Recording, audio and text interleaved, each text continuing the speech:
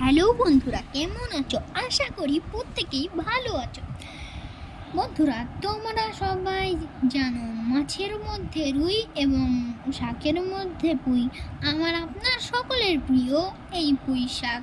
এই পুঁই শাকের রয়েছে ভিটামিন এ, সি এবং ক্যালসিয়াম ও আয়রনের মতো খনিজ উপাদান। প্রথমত, পুঁই শাকে প্রচুর পরিমাণে আঁশ বা ফাইবার থাকে, যা কোষ্ঠকাঠিন্য দূর করে।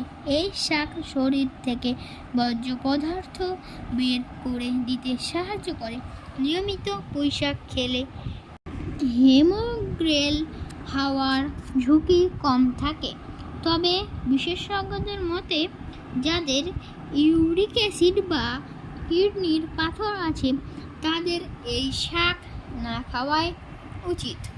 বন্ধুরা, এই যে দেখছেন গেল এক্ষুনি, ওটা আমার কাকা। এবং এই পুঁই শাকের দেখছেন কিছু কিছু ফুল হয়েছে এবং কিছু কিছু পাতায় পোকা ধরেছে। ওই জন্যই এই পাতা কিছু কিছু কালো হয়ে গেছে এবং কিছু কিছু পাতা হলুদ হয়ে গেছে।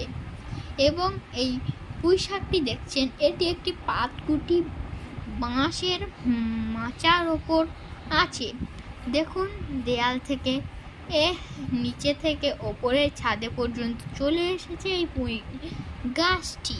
আবার দেখা হচ্ছে পরবর্তী ভিডিওতে। টাটা।